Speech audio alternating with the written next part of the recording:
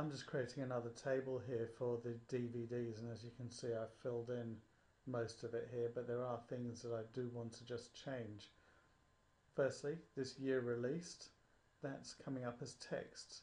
Now that's not going to be a date because you'd have to put in the exact date that you'd want, but I do want it to be a number. So I'm just going to click on that drop down box and choose number. And this is where numbers differ from doing some of the other ones like things like text and memo fields and dates.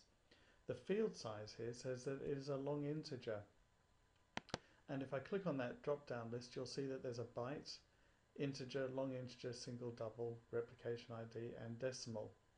Basically, I stick to these top 5 here.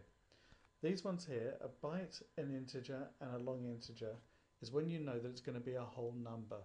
A byte allows you to put anything from 0 to 255, and it only takes up 1 byte of information in your computer on your hard disk.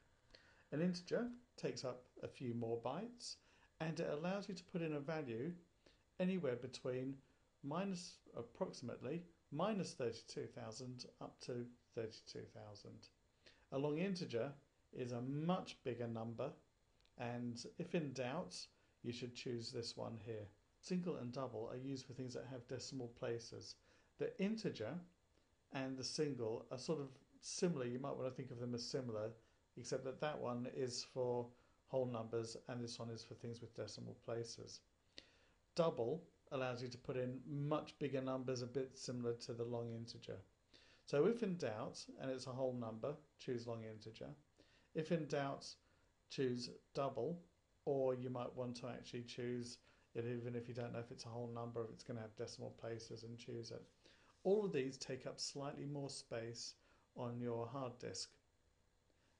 Now that isn't really so much of a problem these days, but it used to cause a problem when we were much more limited in space. So you don't have to be quite as cautious. For this, I'm just going to go for an integer. I know it's not going to be a very big number being the year released, so I'm just going to choose that. One useful thing to be able to do here is if you press F1, it will bring up the help on my Microsoft Office, and I've just done that. And it comes up to the side here, so I'm just going to move across so that we can see that. So F1 brings up this dialog box, and you'll see that if I scroll down, it actually tells you, scroll down a bit far, what the decimal number does. Integer, there you go, it was a minus 32,768.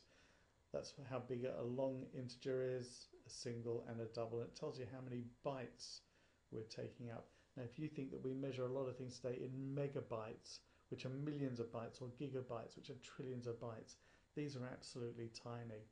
So that's the help if you want to know a bit more about it. F1 whilst you're looking at the field properties of a number. I'm just going to close that. I'm now just going to come back to here, and we are now just going to take a bit more of a look at these numbers down the side here. So here's another one. The cost, that's how much I paid for the DVD. Again, that's going to be a number. It's going to be, I would choose single for this one. It's not going to be a huge number of millions, so I think single will do it, but I do need decimal places in there as well, so I'm going to choose that. At the same time, I could, from this drop down list, choose how I want it to be displayed. Currency is quite useful. It's showing the pound sign here, but if you were configured for, say, Australia, America, Canada, New Zealand, or whichever country it is, it would be showing you the appropriate symbol here for your default currency. So I'm just going to choose that. The number of decimal places doing auto, but I'm just going to make sure that it chooses just 2, of which I could have just typed that in. So that's those ones there, and now I'm just going to choose a rating.